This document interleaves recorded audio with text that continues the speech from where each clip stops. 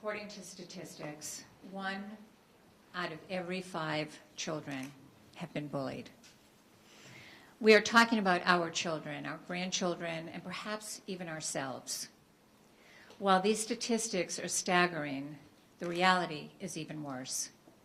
In my talking with people over decades, most every single one has shared a time in their own life of having been bullied. I'm hosting this event because I believe in the cause and the vision that this documentary represents. What I've seen over the last 30 years is that the seeds of bullying can begin and can be prevented within the first 3 years of life. While intervention is vitally important in helping to stop bullying from continuing in today's schools, the true heart of the matter is in prevention, stopping bullying before it starts. In listening to adults, we hear comments like, "Kids will be kids." How often have we heard that said when trying to explain away a child's harmful and hurtful behavior of another? This is not the answer. It only propagates and promotes more of the same, leaving our children alone to fend, to fight, or to flee from the problem, and sometimes even escalating to the drastic measure of taking one's own life. A common thread running through many of the conversations I've had with thousands of parents is that although they love their kids, their own attitudes and beliefs about emotions have gotten in the way. For instance, many of us have learned to believe that what one does with our anger is to stash it, to bury it. And we see what can happen when this happens. People exploding, or perhaps even becoming depressed. We need to start with us.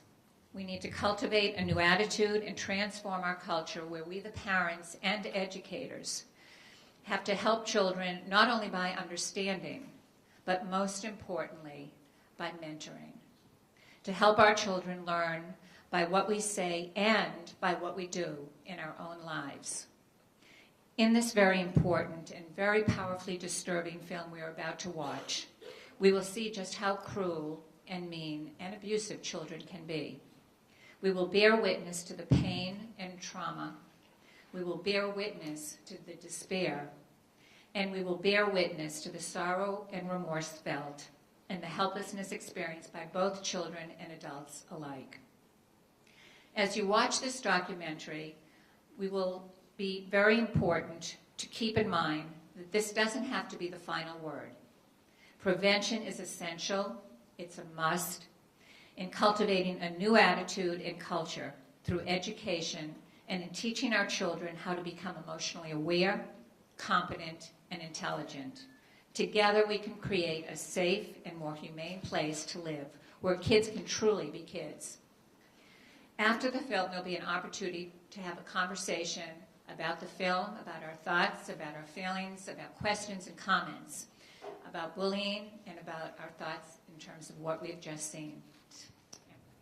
Is there anyone who would like to share their thoughts about the film or share thoughts that they had in terms of what they may have learned from seeing this? Go ahead. Go ahead. And can you just say who you are? Hi, everybody. My name is Chris Jansky. I'm in the high school, 12th grade, going to graduate. Hi. And I'm wearing lost hat. Welcome. Can I come down? Please. Do I stand on the stage or something? Would you Would you like to? come up here? Okay. When I was in elementary school, I was actually bullied very often. One of them was my best friend. Yeah, imagine the irony. There were different reasons. My school had a big popularity system, and I definitely did not fit into it. I was fat. Called that very often. I was in a learning center. I never let that bother me, but I guess a lot of people thought it was a fun time. My family has this tradition of never really just let the problems just flow. It happened, go on, act like nothing happened. So I did the same thing. I never let it bother me. I never tried to let it bother me. I never let it, and then I had breakdowns. I've had many breakdowns. Emotional, extremely emotional. The littlest thing got on my nerves, and it showed very often.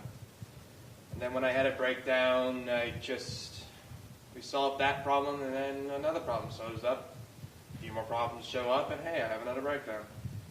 I guess the biggest problem was that we never actually figured out why I had breakdowns. It's because no matter how many problems I solved, another one would pop up, and I didn't have a way to deal with it. And watching that movie definitely brought back some very uncomfortable memories. I actually had to walk out of the theater once for a minute and definitely relate to a few of the people there. Definitely a lot of what they explained from the daughter threatening to hold the bus. There were points I was tempted to do something like that. Actually, I remember one time I was bullied, and it was by my friend. I got so mad at him for playing a little practical joke. I had a breakdown and then grabbed him by the throat and nearly strangled him. That was a fun memory. So I can understand all things that go on. I guess the bestest way I felt to deal with it was that I had a lot of good friends. I had a great mother that knew how to get stuff done, and the grown-ups did listen to me.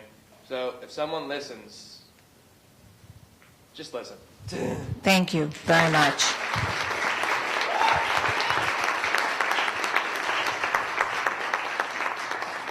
Listening is probably one of the most important things we need to do for our children. Being there, listening, and understanding. Donna, I've got a question. I'm over here. Yes. Is this film being shown to principals, assistant principals, and people of that ilk throughout the country, just to kind of show them an awakening, like this is really what's going on, even in your school? This film is being shown all over. I think it opened in LA and New York. It'll be opening here on April 13th. And everybody is invited to see this film. As people know, the ratings in terms of having rated this as R, there was a lot of problems in terms of wanting to change the rating. And my understanding right now, it has become unrated, but also there is a rating which has changed so that children at 13 years of age can begin to see it without having to go with a parent. Independent movie theaters will be able to make their own choices and decisions about who they're able to allow to come and see the movie. But in my opinion, everybody really should see this. Kids from 4th grade up should see it. Yes? You bring up the point of listening as a parent, and that's, I agree with that 100%. I think the film raised an interesting point, though, is that maybe it was toward the end in the kitchen, the mom that, I forget his name, the fish face, I'm trying to remember his name. She made the point that almost as bad as actually being hazed at school or bullied and beat up is to actually have to come back and admit that to your dad. Right. So how do you break that? How do you defeat that to actually know what's going on?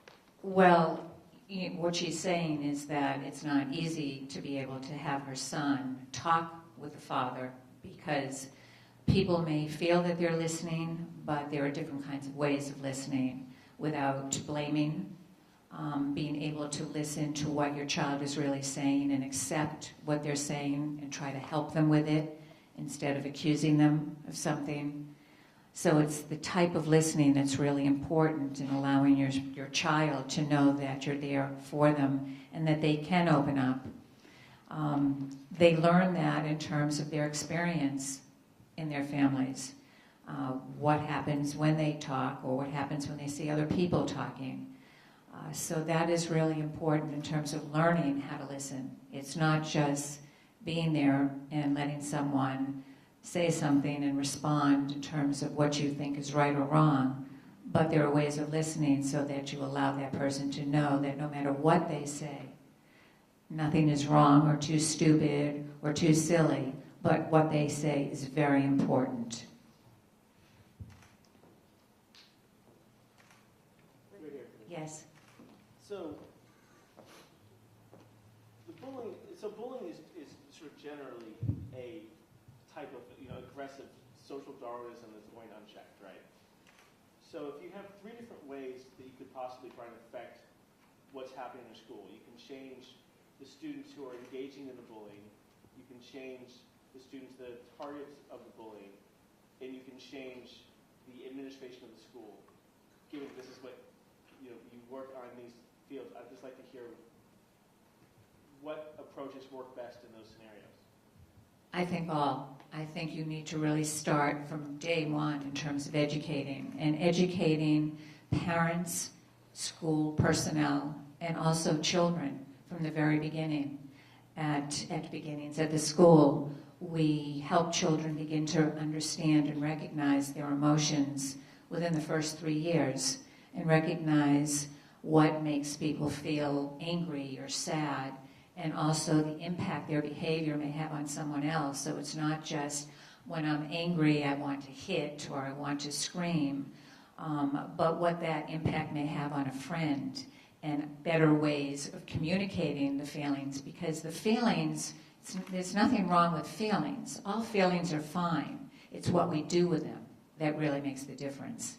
So this emotional education, is it more effective, is it more purposed towards helping people not bully others, or be more resilient to bullying? Or, I mean, obviously to an extent both, but what is your biggest focus in that?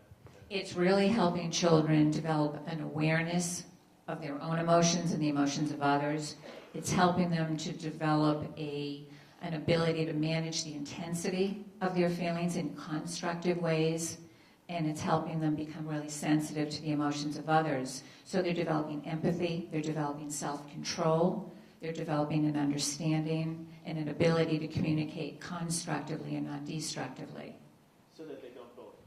So that they don't bully, right. Or if they are in a situation where they are being bullied, that they develop a confidence and a resiliency to really step up, speak out, and say, that's not right, that's not okay, I don't like what you're doing, stop it. Yes? Two quick things. First of all, I'm learning how to be a teacher right now. I'm in an education program in my college.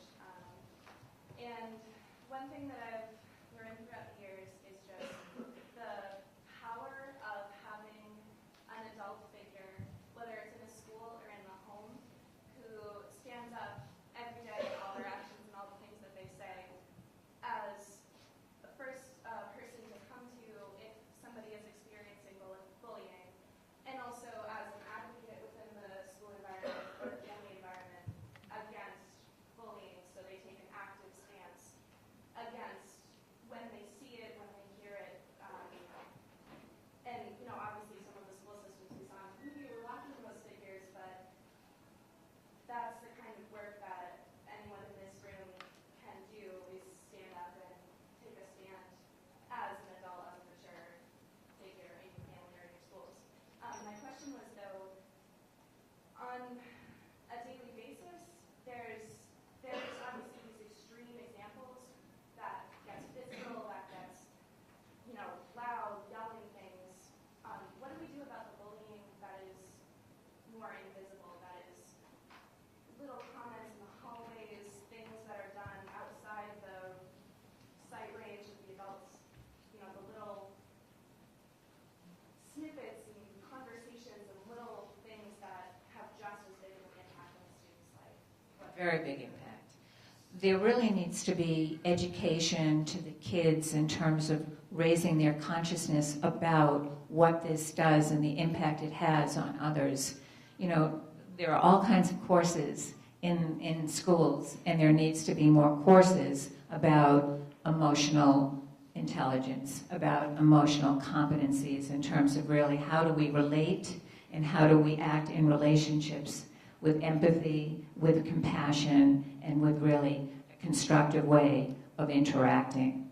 Right, and if say a school system or district doesn't have the resources or the support to implement actual courses like that,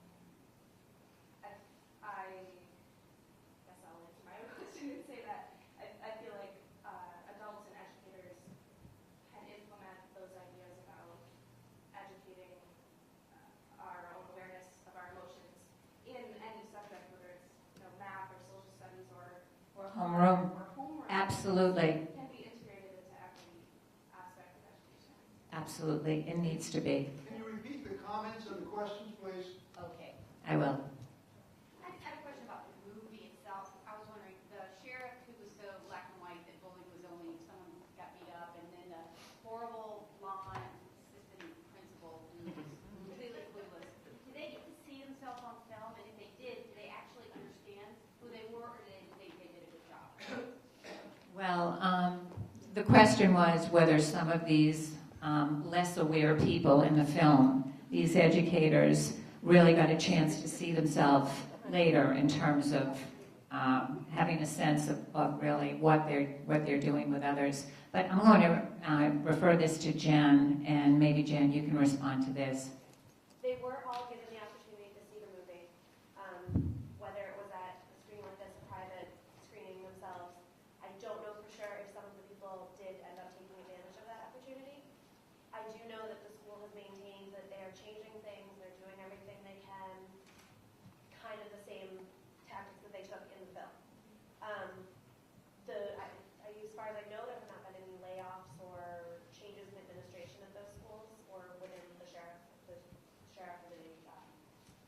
it was actually whatever the school, the disciplinary people that were actually in the school. I don't know if there have been any changes. They've kind of maintained a very diplomatic, we're doing what we can, there's only so much we can do, we're trying. Lawsuits, and we're so litigious, why couldn't we? Your guess is as good as mine about that. Yes.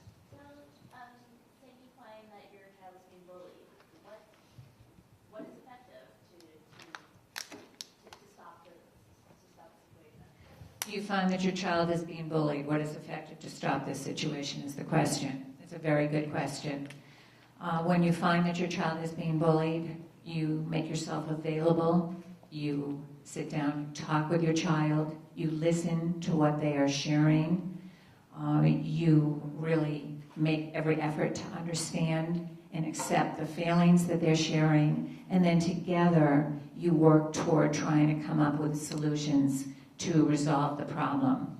And if that means having to go to people at the school together, that's what you do. Because what's most important for your child is to know that they're safe and that they know that there are people there to support them and help them through this. They can't do this alone without the support of adults in their life, parents, and also school personnel. I mean, I saw something in the movie about, and you said something yourself about a child having the confidence to be able to say something back to the bully, and I wonder about the kind of state-of-mind behavior of the child who's being bullied himself, and whether there's some help that could be given to the child as well. Whether there can be help given to the child who's being bullied. To change their behavior as well. Well, I think that the education has to be for both the child who is bullying and the child who's being bullied. It's very important. Yes. I'd like to think that some of the other kids that were maybe on this bus are looking at this and saying, this is probably wrong. How do you teach your kid, or how do you create avenues for those kids to report when they see these things? Because they're where it's happening. You talk to them about it. The question is, Other children on the bus must have thought that this was wrong and they didn't stand up and speak. And what do? How do we teach our kids to be able to stand up and speak? It is by giving them the confidence in terms of what they have to say is really important. You know, what we hear back at the school often from alumni parents or from principals or headmasters from other schools is that children that have gone through our school later on in junior high or elementary school have been really instrumental in mitigating against bullying situations. They have stood up, stepped in, and really said, this is wrong. And that is really important to be able to teach our kids to do, that that's a good thing to do.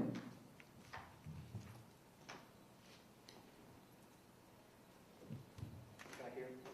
Yes? I'm sure that bullying cuts across all socioeconomic lines, but I didn't really feel that that was reflected here. It does. It does. It is very democratic, let me put it that way. And it is across all religious, gender, all lines. Yes, it does. Back there. I taught in the Weston public school system for about 5 years, and the school bus situation is very frightening. And when she said, the assistant principal, and she said the notoriously bad, and everyone just kind of boo-booed, but really, it's absolutely horrible. I taught elementary school, and there is a limit to what the bus drivers can do. I'm not defending them, first of all, like, there are no people to sit and watch, like an aide, because there's no funding for it. When they do happen and get reported, which takes a lot of bravery on the part of other kids watching or the kid that's being bullied themselves,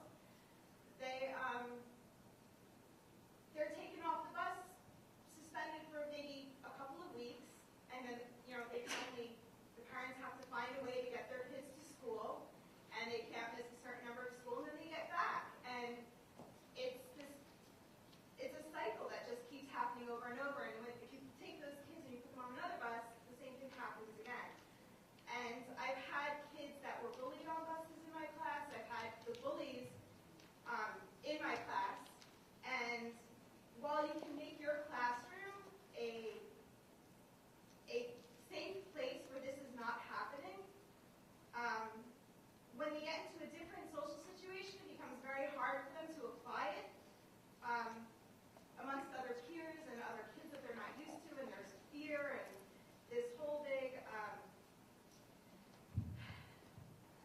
hierarchy, I guess. And I don't know how get them to apply it more, because they are capable of doing it. And I've seen, and I know from like specialists, like if they go to like art or music or whatever, it does go when they're in the school, but when they leave the school, it's like, I don't know, it goes away. That's why it's all about prevention. We really need to find ways to educate and prevent these situations from happening. It's one thing to intervene, which is very important. There needs to be consequences for this behavior, but that's a temporary measure. It's not a permanent measure. And what really needs to happen, again, is thinking about how to institute various ways of preventing this from happening. And what we find is by teaching children and their parents and teachers what it means to become really aware of one's emotions, how to manage them constructively, and how to become really sensitive to the emotions of others, again, in constructive ways. And this really has to start with everybody from the very beginning. Are there programs, I've heard of Second Step, and we've had like a psychologist come to also have like groups with the children. Are there other ones that you know of that are useful, helpful in this type of? I think that may be a response that the people in the school system can respond to. I know that there are people that are talking about instituting more curriculum. There is an organization called CASTLE, CASEL, and they have a curriculum that they've instituted starting in elementary schools. This is out of Chicago. I am not aware right now of any school systems right here that have a separate curriculum in helping children, teachers, parents really develop these essential skills. I don't know, Donna, you? Well, you have a handout that you may have picked up that has quite a few nice resources around programs that are going on, so you might refer to that. And in fact, there are many schools across the country who have a curriculum, sometimes called the socio-emotional learning curriculum that you might want to have a look at. So here in Massachusetts, actually, we have some very fine programs under that rubric. I guess the two things I would say, partially related to that and to some other comments, one is to reinforce Donna's point about prevention, but to be aware that one of the rallying cries out of a film like this is, let's fight bullying. Let's have a war against bullying. And that really misses the point. We don't want a repeat of the just say no to drugs. Remember that? And so we know those things don't work. What children need is not just to be told what not to do, but to be assisted in learning what to do. So it's less a matter of fighting against bullying. It's more a matter of promoting of the social and emotional skills that are necessary to live side by side with all kinds of people. So I think that would be the one place. And then the other thing that's relevant to this is we've talked about the bullies, we've talked about the victims, we've talked about the bystanders, and some of the most powerful efforts to make a difference in a school have to do with a focus on those bystanders and promoting in them the skills. How do you, instead of being a bystander, how can you become an upstander and to speak up for what's right for yourself and your friends? And you'll see some curriculum coming out of this film and its movement that also is quite local from Facing History organization based in Brookline that gives teachers and schools skills in that regard. There's another question back there? Actually, more of a comment to what the gentleman just said. Okay. It's clear to me what the solution is for people to be upstanding, especially a child who's rather innocent and naive in this particular regard, especially if by standing up for a bully, you're going to get targeted yourself. It's a cycle. To be frank, that's kind of a difficult thing for a kid to swallow. Absolutely, and it's not just about the children. If anything, the burden placed on the children in this film was part of what was so painful. That the expectation that the children solve the problems, what we call blaming the victim kind of process. So it does come back to us as the adults to be the main constructors of more caring communities, of more responsible, humane settings, and really taking responsibility and not tolerating the kind of, what to call it, ignorance, cruelty, I'm just not sure what to call it, but the kind of thing that you heard voiced by the most respected authority figures that showed up in the film. And the good news is each of us has many opportunities to be an upstander around that for our own child. Again, that's the most important one, our own child. But one of the messages of the film is these are all our children, and what do we do to stand up for them? To that point, if I might ask, what sort of options do school administrators have to actually discipline people who are exhibiting bullying behavior? Well, you may be making an assumption that discipline is high on the priority list of what should be done for the children. That's a common mistake in the current efforts. Every public school in the Commonwealth has a bullying plan by law. You might find it interesting to go into your child's school later this week and ask to see a copy of the bullying plan. And my guess is you'll see something pretty heavy on simple-minded discipline and fairly unsophisticated in terms of the kind of understanding that Donna is talking about the emotional intelligence, the community dynamics, the responsibility of parents for their child as well as for other children. But do take a look, and great starting place to get educated yourself about the bullying plans that your tax dollars have helped to create in your very own neighborhood school. I'm happy to, but I would just say, like, the long-term education is certainly a good point, but that strategy is practical. Surely there's something short-term that can be done to at least mitigate some of the bullying or something. Again, I think that's, a very important question and a major concern in all of our minds, particularly as parents with our children.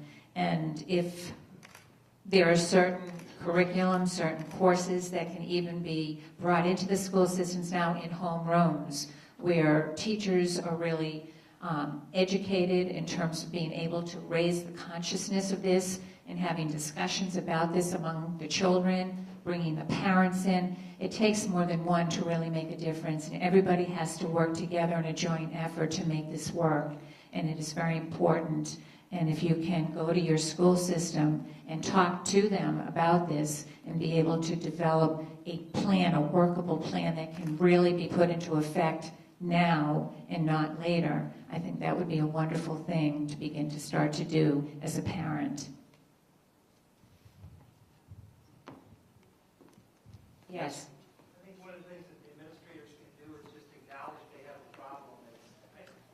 My own experience is they want to cover it up. I'm the parent of a boy who had significant bullying behavior over a number of years. I had him evaluated on social and emotional grounds. They just passed it off as normal age-appropriate behavior. Both individually, over a 3-year period, 2 evaluations. And I went to the school council 3 times with 3 different principals, and didn't even make the minutes. You've been let down. That, unfortunately, is not something that should happen in terms of really changing what needs to be changed. So, if one person can't do it, but it's got to start with, the school has to partner and acknowledge that, there's an issue or... The school has a big part in this. It's a place where we expect our children to be safe and also to learn, and people cannot learn when they're not feeling safe. So there really has to start in the school, but also in the home. People have to work together. The most insightful comment that I saw from the school was by my son's kindergarten teacher, who said he needs to learn to use his social capital more wisely. Yes, that's a good teacher. Yes. I feel like, well, I agree with everyone that, the victims need to be heard more in the school system, most definitely. But I also feel like there should also be a heavy emphasis on, trying to talk to the bullies too, because Yes. this is kind of personal. I don't really talk about it because I think it's a good thing now that I found it shameful. But when I was in elementary school, I was a horrible, horrible bully. I ripped on everyone. And I was having a lot of problems at home. Like my parents getting divorced, my dad abused many substances. It was really bad. And I feel like the teachers did nothing, the school board did nothing about me. Like now I find it horrifying. Like I was horrible and they did nothing to me. And I also feel if the teachers talk to the bullies and the victims equally, then a lot more problems will be solved. We just try to concentrate on getting more, eyes to just the victims. That's a very important point. It's not only talking to the child who's been bullied. You have to talk to the child who's doing the bullying. They too are hurting. Both are hurting and they need help. I know that one question that often is asked of me is, do I think someone who's been a bully will ever change? And I say, yes, they can. Not everybody, but yes, many bullies do become much more aware of what is going on, and they too need help in being able to sort through the pain in their own life and be able to deal with it in a much better and much more constructive way. I am being told that the time is up, but I know that there are a lot more questions and feelings and comments people have. I do want to let you know that next week I will be also offering a talk on bullying and how to stop it and what parents and educators need to know. And that will be at Beginnings on Wednesday night from 7 to 8. And anybody who would like to attend is invited. And we'll be talking in greater depth and detail about this problem and what we can do to prevent it from happening. Thank you very much for coming.